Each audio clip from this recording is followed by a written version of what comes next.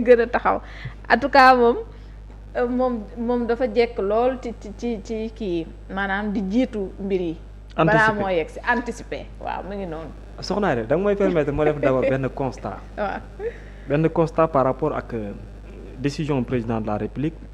ak surtout trajectoire politique bi mais dama ci am na benn problème de constance. boo xam ne bu ma nemmeeku la. parce que le président de la République dafa sumb ay réformes yu am solo. man ma jàpp ne objectivement boo amee réussite lu am importance lay doon. mais réforme yooyu noonu dafa am kàddu yoo xam ne moo ko jiitu te boo ko xoolaan da nga naan lii dafa ànd ak cohérence. parce que quand il est arrivé il disait aux Sénégalais être au-dessus de la mêlée. Oui. maanaam tout ce qui est politique moom ci jëm boppam bokkul ci loo xam ne lu mën a sànjaafu la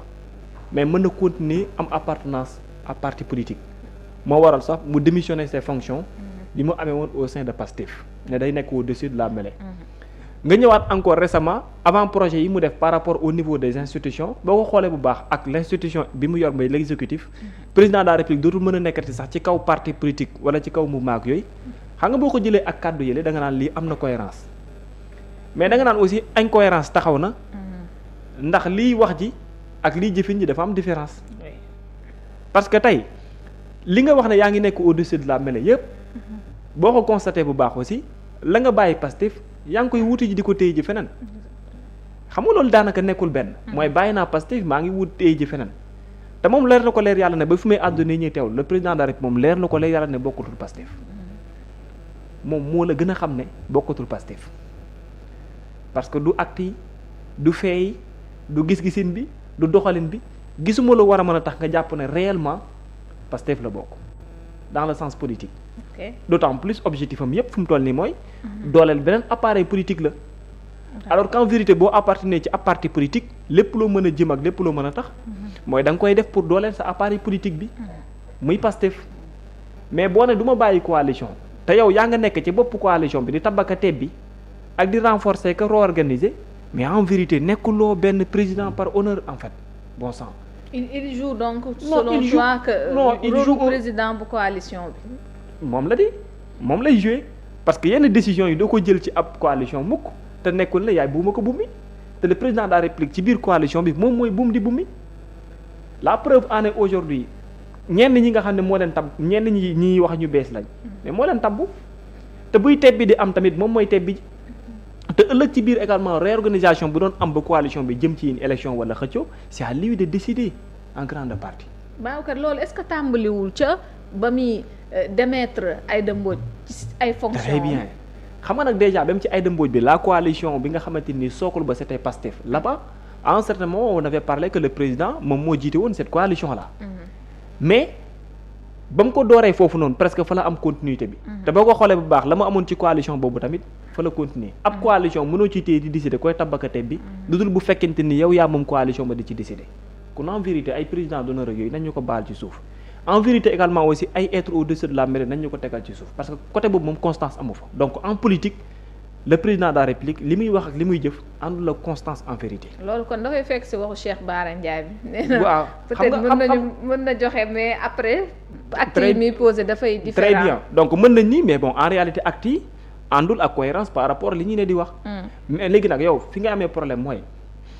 li président de la République sumb te mu concerne les institutions est-ce que réellement daan nañ ko jëfee. xam nga mënul nekk de. aujourd'hui bu ñu demoon ba indi ces avant-projets mu nekk un projet. ñu yóbbu ko à l'Assemblée nationale ba Assemblée nationale voté ko nous sommes en 2026. 2027 2028 balaa ñu fay yegg xam nga mën nañ ko voté à l'Assemblée nationale. nga yaakaar ne président de la République dina teggi tànk bi mu teg fu mu toll nii ci coalition Diomaye. président nag mu ngi politique. dëgg yàlla loolu kon xamal kon dalay leer ne président moom li mu sumb déjà ci biir gouvernance am sax sumb ko ne yéene bu mu fas yéene doxal la moom mi jiite wàlla réew mi sax mënugu koo doxal te fasu ko yéene doxal je parle dans le sens politique nag quoi maanaam li mu sumb ne moom lay def comme soppite au sein de la coalition Diomaye dafa waroo ak li mu samp ne moom la bëgg constitution bi di ko doxee désormais kon daanaka ci terme maanaam sumb ak yooyu bu ñu ko waxee da ngay xam ne réellement lii nga wax fii ak lii nga bëgg ne moom ngay doxal fële nekkul benn te en vérité te en réalité il suffit juste nga xool pour gis constat boobu noonu dafa ne dafay du politique dafa ne du jiitati coalition jiite coalition bi yemu ci dafa dem ba bind ko nar koo def projet pour mun bokk ci wàllum constitution bi li nga xam moom lay bind mais en vérité actes yi muy posé correspondrul ak loolu constance nekku fa. léegi nag beneen bi boo dellu si waatee mooy da ngay xool bu baax au niveau de la coalition Diomaye président tabinu yees yi mujj am man daanaka boo ngay xool baax man ñaar moo ma ciy interpellé presque ba ñett. Mouhamed xam naa dina ñëw ci question bi soxna Aminata Touré moo yore woon lu jëm ci wàllu massification coalition Diomaye président sans pour autant que tabine bi leeree naññ noonu mais soxna Aminata Touré moo def la massification depuis le début ba fi ñu toll nii. maire yeeg ñu ñëw. moo am ouverture bi parce que mooy superviseur bu mag a mag bi. moo yoroon massification. léegi Serigne Gueye Diop lan lañ ko dénk nii xam nga Serigne Gueye Diop moo ñu njëkk a annoncé moom nomination am. moo ñu njëkk a annoncé nomination même bu dee sax.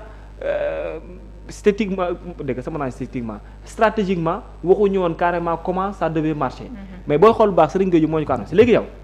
bu fekkee Aminata Touré soxna Aïda dafañ ne moom moo yor wàllu massification au sein de la coalition Diomaye président barki Dembo Ndiaye nga dégg nos confrères de Sénégal 7 di ñuy informer que ne dans la coalition Diomaye il y a eu implosion ñenn ñi sax dem nañ ba créer seen groupe bopp pourquoi parce qu'ils ont des problèmes avec soxna Aminata Touré loolu qu'est-ce que ça signifie réellement par rapport ak li nga gis nii te Serigne Gueye Diop comme tombal tànk bu ñu ko jox ak ñeneen nii est-ce que le président de la République n'est pas conscient aujourd'hui que ni faire la massification de la coalition Diomaye ne peut pas se faire seulement avec soxna Aminata Touré est-ce que ku nekkul gun moom tamit ci logique gu en train de se débarrasser iota par iota avec même soxna Aminata Touré sans pour autant même le dire wala sans pour autant même faire l'acte concrètement de manière très claire. donc est-ce que président li ko dal ak Pastef tey du ko dal ak ñenn ñi. ci coalition Diomaye président ku ko naral. yow barki non Aïda il faut mu nuyu quoi yow da ngaa dégg quoi da ngaa dégg. non loolu c'est une question boo xamante ni. non xam nga Mouhamadou parce que actuellement nii. dafa am loo xam ne président de la République moom lay jéem dans Pastef mais li muy jéem a dans Pastef nañ ma baal parce que baat bi mënu ma ko utiliser fii mooy bëgg a tubbee fii bëgg a tubbee fële te dafa bëgg am contrôle bi non seulement dans la coalition Diomaye mais chercher également à puiser à l'intérieur de Pastef donc moom xam nga fan la xamee ne fa la mën a puiser seulement dans Pastef mais li ma bëgg ji mooy feneen fi nga xam ne peut-être mënu fa na ma ñeneen nit ñi jouer rôle boobu noonu te aujourd'hui boo xoolee la réussite boobu noonu en vérité amagu ko Pastef xaw ma ndax dina ko ama jéem déet mais amagu ko Pastef mooy maanaam xëcc ay ngandum ténor jëlee leen fa ñëw am nu mu leen ñoddee ba dugal leen dans la coalition Diomaye noonu aussi la bëggee soxna Aminata Touré defal ko liggéey bu mel noonu ak ñeneen ñi nekkee ci yeneen parti politique yi kon da nga naan réellement est-ce que kon li mu bëgg Pastef te mu niroogum échec pour l'instant est-ce que réellement aussi même échec boobu tam du dem samp jëfale parce que Serigne Gueye Diop fenn la xam de en grande partie APR la xam daanaka su ma jumul parce que ñoom la collaboré waa léegi Serigne Gueye Diop nag daa teg bakkanam de waaw bakkan bi la mais bakkan bi loo ko teg tamit dafa am moyen am tam possibilité buy offriru teg jeexal moom daa teg jeexal la suñu bakkanam am tamit luy offriru yow imaginer léegi Serigne Gueye Diop man dama jàpp ne Serigne Gueye Diop c'est pour se passer au-delà de soxna Aminata Touré. dina mën a yombal nag. ouverture parti démocratique sénégalais ouverture ñenn ci biir APR ouverture ñenn ci biir feneen ak feneen yi nga xam parce que ñoom ñëpp daanaka kaas bi ñuy kaas di ko xumtu ci suuf. man de wax dëgg yàlla mais les informations yi jàll ngay am ñenn ñi mooy ñoom dañ jàpp ne soxna Aminata Touré frein la pour la coalition Diomaye. am na ñu gis ne même daa neexootul président. ak Aminata Touré ci yenn décision yi nga xamante ni da koy jël selon mu ngi noonu nag kon ñenn ñoo xamante ni jot nañu wax ak man de exactement te du yow kese diggante bi neexatul ñoom ci li ñuy wax ñoom ñi ngi ci biir coalition bi mais am na lu ñagas ci biir parce que gars yi commencé nañ di xamal président carrément ne ko ne ñoom mënuñu def ak kii mënuñu dem ak kii te gars yi léegi mu toll ne yematuñ ci di ko wax président daal mais dañuy posé acte léegi ñetti xaaj la moom waaw mais dañ koy posé Diomaye président bu bees léegi ñetti xaaj la waaw Aminata Touré bu ñoom Siré Sy bi oui am na beneen bu des samay fàtte Touré sax yoroon naa ko yooyu noonu yëpp nag daf ci bokk mooy mais paradoxalement Mimi Touré si jamono ji ñuy wax loolu Mimi Touré moo ñu annoncé gouvernement bi de moom la loolu tactique la woon rek non mais en fait tactique la wala mais bon xam nga nag am na moo ñu annoncé gouvernement bi moo ne day génn tey mu génn tey après parce que aussi boo xoolee bu baax yaa ngi doon wax naan sawar na ci ni mu ci doon waxee ak temps bi mu ko jox mais am na loo xamante ni peut-être cëram lay doon au sein de la coalition mais bul fàtte aussi ne Mohamed au-delà de la politique aussi soxna Aminata Touré a un rôle ak ndombal tànk auprès du président de la République peut-être que le président de la République tey mën na bañ a chercher ne dina ko xaw a am nu mu koy éviter mais rien que mu élargir ça veut dire que soxna Aminata Touré am na loo xam ne lu ko waroon na dans la coalition loo xamante ni lu mënul mat moom lay doon moo tax dans ce sens là mu cherché que ne avoir d'autres personnes yoo xam ne massification mën nañ ci apporter pourquoi pas cette ouverture. et puis président de la République il ne négocie pas ci koo xamante ni yaa ngi ci peggam. te moom li mu satisfaction yi mu bëgg. apport bi. mënuloo ko defal comme ni mu ko bëggee. il ne négocie pas dans ce sens là parce que léegi itam survie politique am tamit da ngay bàyyi xel ne looloo ko yore survie politique bu président Bassirou Diomaye Diakhar Faye massification moo ko yor et cette massification là aujourd'hui mënul tomber ci n'importe qui la preuve en est que nit bi nga xam moo ko war a mën a incarner il faut mu am lu muy taxaw wala il faut mu am lu muy am aujourd'hui fii laa tudd nii Mamadou Thiaw Mouhamed mii xamu ko pourtant il est maire en 2024 il a soutenu Pastef kooku tey boo demoon Tassette lan moo fa nekk base politique am interrogation bu mu ngay njëkk a samp Serigne Gueye Diop dafa am base politique et ça c'est une réalité tey ci biir coalition bi nii ñeneen ci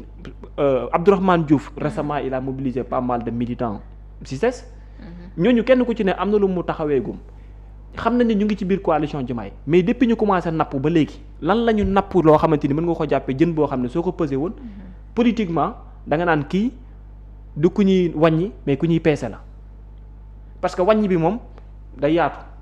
mais peese bi loolu beneen affaire la te même ci biir gouvernement bi stratégie pour stratégie mën ngaa gëm man dama d'accord ne mu ngi koy doxal ndànk-ndànk parce que li am ci biir coalition bi gars yi waxuñu carrément mais soutenance politique suy amee ji xam nga ne Diomaye lañ koy jëmale wala Diomaye dàqaleen bien sûr astafurlah président Diomaye dàqaleen même bu dee ñu ngi jéem a woote wu toujours ne parce que mais bien sûr yow quand j'ai entendu hier Yankhoba Diémé comme ni mu waxee ci wàllum photo bi dégg nga bi mu expliqué wu ci photo bi non Sonko 2019 kay moom Sonko 2029 moom mënoo nekk si wi gouvernement bi waaw mu ngi noonu dégg nga ci photo bi ni mu waxee noonu photo bi mooy Macky ba mu naan photo bi gars yi xotti nee na photo bi gars yi xotti nee na photo bi gars yi xotti da koy jox impression moom muy xalaat ne lu mu mësul def la kon est-ce que nekkul ne boobu mu toll nii du mën a xalaat donc ci loolu maanaam am noo xamante ni noonu lay doxee pour wane ne dans cette zone désormais c'est moi exactement maa fi nekk kon mën na doxee politique bu mel noonu te loolu su koy jéemi ji c'est pour pas pour soutenir Pastef la même bu dee day réclamer je ne comprends pas man ce que je ne comprends pas mooy lii yenn alliés des ci biir gouvernement bi man pour man loolu c'est un paradoxe du logique politique non du logique politique du logique politique parce que yow déjà reconduire na mënoo sax bind remercier le président de la parce que jusque là ba léegi amul beneen bi yaa ngi ci biir kii c'est vrai que am na ñuy yóndee bi ñuy signé ab ak yooyu noonu mais kenn si ñoom mënul woon keroog congrès Pastef bi nga ñëw physiquement ñëw parce que boo ko defee yónnee rek nga mën boo ko defee xam nga li si topp xam nga li président di def donc man dama jàpp ne xam nga le gouvernement il est politique boo nekkee si gouvernement bi mënoo manifester yow sa positionnement bu clair en matière politique c'est vrai que c'est institutionnel am na loo xam ne naal naa ko am na loo xam maa ngi koy def am na luy waaj ñëw loolu mën na leen ko nangul mais du point de vue politique soit da ngay renoncer à tes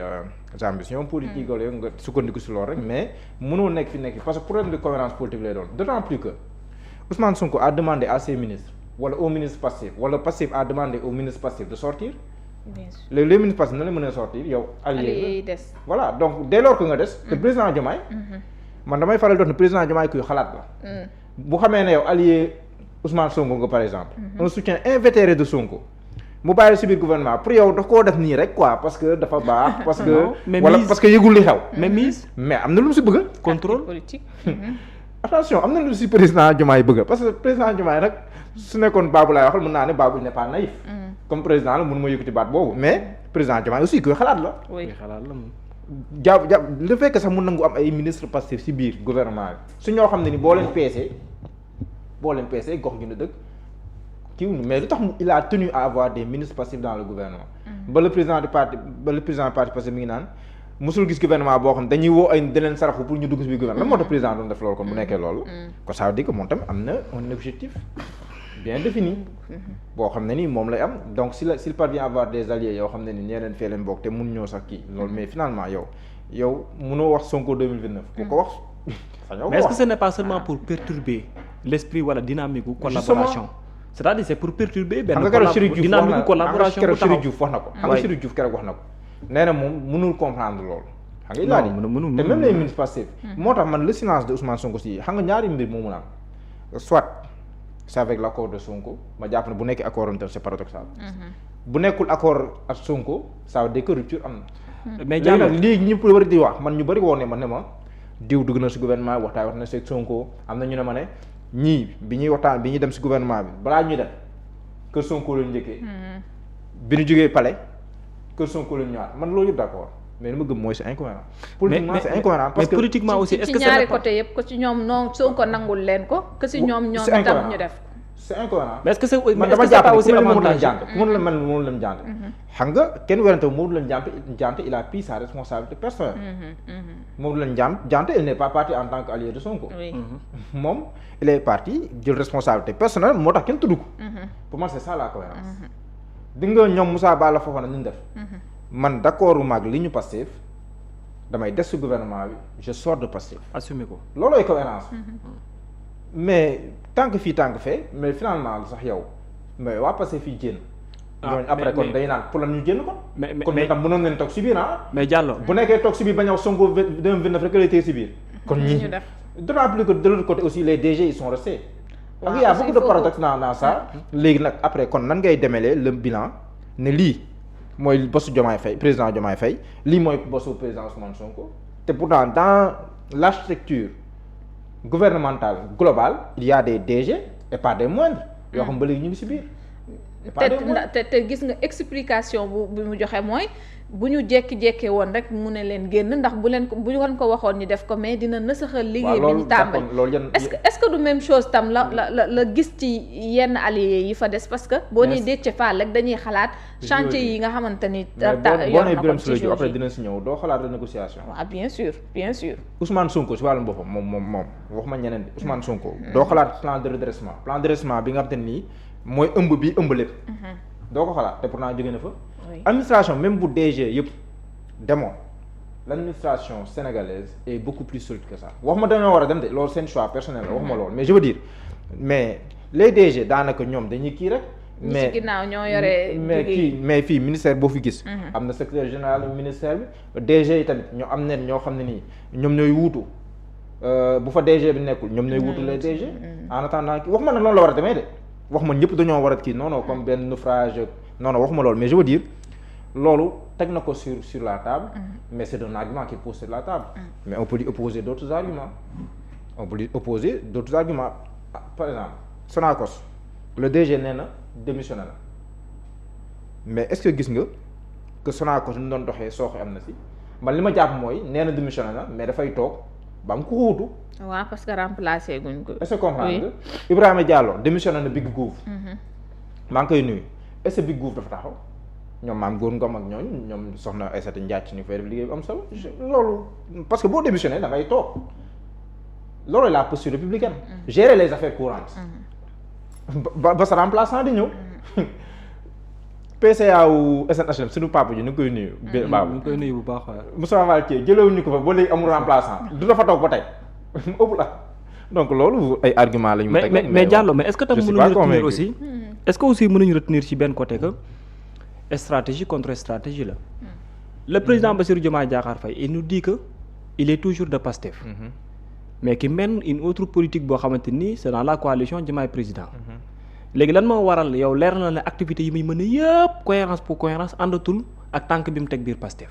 pourquoi mu bàyyi ko fa stratégie pour brouiller des pistes waaw même ñàkk dàq bi aussi stratégie la ñàkk dàq bi xam nga stratégie la mais beneen aussi est-ce que mënuloo wax ne tamit desug ñooñu nga xam ne nii yaa ngi wax parce que man dama gëm ne am na ñenn ci ñoom ñoo xam ne seen des am na accord ak le président de Pastef way ànd ak Ousmane Sonko en même temps des ci biir gouvernement bi mënuloo ko jàppee tamit stratégie parce que au-delà de rester dans le gouvernement ce n'est pas seulement pour fonctionnement étatique mais ça a des stratégies politiques aussi sinon pour quel parce que ñi des ci biir gouvernement bi forcément le président de la République cherchera pour ñu appuyer ko ci politique il y aura des initiatives yoo xam ne yu politique moom lay doon beneen bi ci tegu même ci biir léegi baal ma de waaw léegi foofu président Diomaye mën na fa atteindre un objectif ku mel ni Déthié Fall tout comme également aussi mën na fa yàqu la tamit kaay ma wax la rek Déthié en matière de stratégie waay politique waaw surtout du point de vue technique parrainage campagne nan ngay xaajee réew mi ba en 15 jours wala 5 jours nga mën a dem fi nga bëgg a moom yooyu daf c'est ay quoi. on se rappelle du plan Déthié, c'est un ingénieur politique technicien. léegi bu nekkee Déthié Fall reste dans le gouvernement. bu nekkee Déthié Fall reste dans le gouvernement ñu war a def élection locale. comprendre nga. ñu war a def élection locale. nga foog ne Déthié Fall dina mën a des ci biir gouvernement bi. ba pare politiquement Ousmane Sonko di profiter de son expertise. si non du mën nekk on peut pas être fii nekk fee. non man gëm naa léegi lay mën a def. leen lay mën a def. waaw soit mu démissionne ci gouvernement bi dem ànd ak Ousmane Sonko campagne wala mu des ci biir gouvernement bi Ousmane Sonko da mën a profiter entièrement de l'expertise bi mu am ci wàllu woowu mënoo jouer entre les deux. non bu man nekkoon loolu bu nekkoon loolu la Ousmane Sonko kenn day wax ministre am yi nekk ci biir gouvernement bi. bu nekkoon loolu la Maître Bamba Cissé day des ci biir gouvernement bi moom mii politique moo gënoon jekk pour des. donc pour man dina am à un moment donné foo xam ne nii. choix dafay imposer wu. non le choix viendra mais dama ne desam man pour man Déthié Fall man dama gën a ba léegi mu ngi ci dans la continuité parce que yónnee na samedi yónnee na dimanche rien que le fait que moom mu ñàkk a ñëw oui mën a nekk un choix boo xam ne ba stratégique lay doon mais dama gëm ne dans le cadre politique il est 1000 fois plus proche de Ousmane Sonko que Bassirou Diomaye Diakhar Faye et peut-être également que dans les affaires courantes et dans l'exercice étatique que Bassirou Diomaye Diakhar Faye a fait le choix de laisser Déthié Fall sachant exactement ses relations politiques avec Ousmane Sonko parce qu'à un certain moment aussi il fallait opérer yenn choix yi wane que ne nekkuma ci pour des calculs politiques courts moom moo tax ma tàqali ko Ousmane Sonko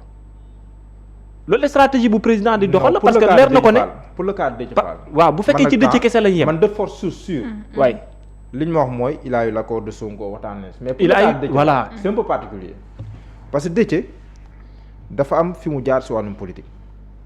bi muy rejoindre Ousmane Sonko ñëpp xam nañ conditions yi mu ko rejoindre rek soxla ñu fi àgg kon jàpp naa ne ñëpp moom fu mu toll nii moom moo gën a jekk pour poser acte boo xam ne ne xam nga perception dafa doy waar perception mën na wuteeg réalité mais pour moi c'était l'occasion pour lui de poser un acte boo xam ne quel que soit les JOJ c'est vrai loolu la ñuy wax yooyu mais pour la postérité pour la postérité parce que na mu rejoindre Ousmane Sonko en pleine locale wala législative loolu am na say interprétations diverses si ni mu ko defee donc bu li amaatee pour la postérité on ne sait jamais parce que Ousmane Sonko n'a toujours pas encore parlé on ne sait pas ce qu'il va dire te déjà interrogation bi njëkk bi ñu doon posé situation changé pour la postérité am na yenn daanu yoo xam ne pour nga jugaat dafay jafe man moo tax ma jàpp ne ñeneen mën naa ko mais moom c'était l'occasion même bu nekk il a un ministère hyper important les JOJ ak yooyu mais l'acte politique ci maanaam croisée des chemins yu ñu tolloon dafa nekkoon du décisif. parce que da koy wàññi lu bari tey boo xool pour la postérité donc war na koo gérer bu baax a baax politiquement boog laay wax war na xool nu mu koy gérer bu baax a baax ba nga xam ne nii dina si génnee noo xam ne nii peut-être du am beneen revers mais sinon bu si amee revers rek voilà mën na nekk un coup dur pour sa carrière politique pour le reste de sa carrière politique. mais qui connaît le fait que Ousmane Sonko ak démarche politique am jusque-là il n'a même pas parlé des alliés. Rien que ça pour man ça part d'une stratégie qu'il a opérée. communication la de. oui parce que lu tax ba léegi waxu ci parce que Ousmane Sonko mi mën a wax ci ay ñoñam warul mën a am problème pour wax ci ay alliés d'autant plus ay ñoñam yi bokk ci biir parti politique am li ñu ko mën a apporter ay alliés mënuñu ko apporter. mais loolu après nag ça donne raison à ku mel ni Yankhoba Diémé. bàyyi ce qu'il va dire. waaye bàyyi leen ci biir gouvernement bi. et pas nous ñun ñu si gën a yey. ñun ñuy xeexoon pour li am est-ce que comprendre nga loolu ça donne raison ak ñu mel ni Yankhoba Diémé yooyu lan moo tax ñun mënuy tere dugg si biir. ba pare mu ne ay alliés nañ dugg ndax ñoom dañu siy gën a yey ñun xam nga yéen fay wax ci projet. ngeen projet passif la léegi kon ñoom dañ jàpp na ne projet bi seen doom la ñoom ñoo ko jur mais bu nekkee ñoom ñeneen jàpp na ne war nañ mën a def ne kon ñoom ñoo si gën a yey. waaye Mouhamed nag alliés yi kenn dara tënku leen de. dara tënku leen te projet boobu. waaw dañoo ne ci parti boo xamante ni seen leader mooy Ousmane Sonko. mais bu ne c'est avec la bénédiction de Ousmane Sonko que ay alliés toogee si kii bi. donc celui qui est membre de Pastef il ne peut pas se poser légitimement cette question lan moo tax ñee et pourquoi pas man. non c'est parce que les visions ne sont plus les mêmes. les visions politiques ak démarche gouvernementale xam nga ne am na différence entre Diomaye ak Ousmane Sonko actuellement. waaw mais ce qui n'est pas de Pastef ne doit pas être dans ci exercice boo xamante ni concerne tout Pastef. les alliés sont libres hein. leur vision mën. non les alliés sont libres. bu ne c'est avec la bénédiction de Sonko ça veut dire que les alliés ne sont plus libres. non en fait parce que dès lors que nee nañ diw des na ci gouvernement bi parce que Sonko moo ko na desal. où est la liberté dans tout ça. bu nekkee nag may naan diw moo jël décision boppam ne damay des ma ne les alliés sont libres. non mais foofu avis la Mouhamed parce que li tënk ñi bokk ci biir parti politique mënul tënk un allié. soit les alliés sont libres soit ils ne le sont pas. non s'ils sont libres bien sûr. kon ñoom par contre bénédiction la ñuy am mooy que ne diw sàngam man damay dem ci nangam nga ne ko si. bu ne xam nga loolu li muy tekki mooy. mais par contre biir parti politique bi mais buñ ko waxtaanee Ousmane Sonko. ne voilà exactement man en tout cas nekku leen ci sama responsabilité. voilà sama parti en tout cas jël leen seen choix. jël leen seen choix oui. jël leen seen choix. waaw loolu kay ça veut dire que les alliés. sont restés de leur propre chef. léegi kay. mais am na entente en fait non kon mbir mi nekkatul stratégie Sonko ko. non fi ñu lay waxee non fi ñu lay waxee. bu nekkee ne ñoom bu nekkee ne soxna Aïda loolu hypothèse. maanaam bon man je ne vous impose rien vous êtes libre vous êtes des responsables politiques prenez la décision qui vous semble la meilleure. et c'est comme ça que ça doit se passer aussi. léegi ñoom ñu jël décision toog. oui loolu mais entente muy fa ña fa toog ñoo fa bàyyi seen bopp. mais entente muy fa parce que yow déjà le fait que déjà nga waxtaan ak moom ba ne ko man li mooy rek loolu déjà loolu déjà non en fait collaboration mooy que ne nit ki. bon je te laisse terminer. waaw xoolal waaw collaboration non en fait non ce que l'on appelle une collaboration. deux partis politiques parce que dans l'entité la personne qui contrôle l'entité ci jëm boppam mën na dem ci sens boo xamante ni mooy dañoo am une organisation boo xam ne c'est lui qui décide de comment marche comment ça marche les personnes du parti ak parti politique bi kooku c'est différent ki nga xamante ni peut-être yow dafay ñëw pour apporter la parce que kooku tey buy dugg ci dara mu ñàkk la yëgal mooy indi rupture seen diggante mais dès que mu yëgal la loolu ba léegi ni relation ba mu ngi fa des mais dafa am choix yoo xamante ni sa nu nga amee yow sa parti politique noonu la ko parti politique am amee yow ni nga mën a décider ci sa biir parti politique yëgal ko moom tam noonu lay amee ci parti politique am di yëgal la foofu la collaboration bi ne par contre décision parti ça appartient au parti politique bu nekkoon situation bii nii wax nii bu nekkoon hypothèse nañu maintenir par exemple Ousmane Sonko ay ñooñam bu leen dugg ci gouvernement bi yow nga ne allié Ousmane Sonko dem ba ne sax da nga koy laaj xalaatam kon loolu wax naa ak yow waaw xam nga wax naa ak yow waaw cëggal guy la moom wax naa ak yow parce que le seul fait que yow mu génne ay ñooñam ci biir gouvernement bi bu nekkee ne yow daal da nga ñëw di ko laaj xalaat moom mun ne man daal génnee naa tamit suñu gouvernement mais yow daal sentir li nga def loo def xoolal lépp kon wax na ak yow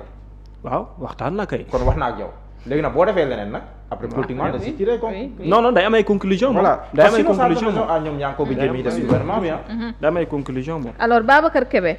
donc dañuy mën a dem kon fi ma doon bëgg a dugg sànq mën nañ faa dugg moom